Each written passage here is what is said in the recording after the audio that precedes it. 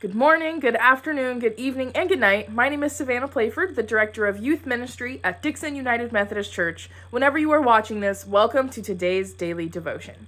Proverbs 16:9 says this: "People plan their path, but the Lord secures their steps." Remember this.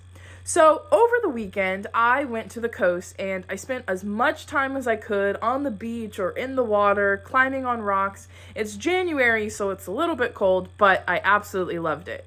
I love hearing the sound of waves crashing. I love the sound of the birds and the seals and just the sound of boats. Everything that the ocean and the beach encompasses, I absolutely love. While I was on the coast this weekend, though, there was a tsunami advisory, which most people would want to get up and leave and get away from the shore as fast as they could.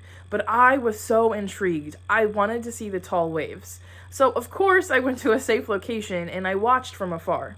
After the waves had settled for a bit, I decided to go walk on the pier, or the Embarcadero, which is basically a pier with a bunch of shops and restaurants along the ocean front. While I was walking, I looked out and I saw lots and lots of boats. And these boats were to rent or to ride. Some of them were fishing boats. Some of them were just boats people liked and used in their pastimes. And when you could ride or rent out these boats, you got to pick between a few of them. Some were big, some were small, but most of them had the same characteristics. They all could float, they all had a life jacket, and they all had a maximum number of people that could ride in them.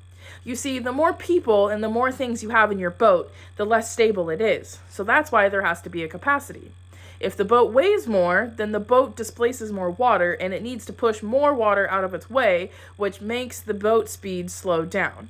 If there's too much weight in the boat, it could also sink or it could go capsized, which is not a good thing. So I got to thinking, our spiritual journey is kind of the same. We always want to fill our boats with social media and drama and gossip, excess amounts of food, doubt, worry, or people who are not beneficial to our lives.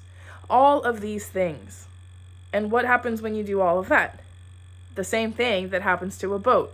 We delay our destination in our spiritual life. You see, God does not want us all to have all of these other things, and He doesn't want all of these other things. He wants us, and that's it. People want so desperately to plan out their journey, but just as I read in Proverbs, God has already planned our steps. He knows what we need and where we are going. So ask yourself, what is in your boat and what is weighing you down?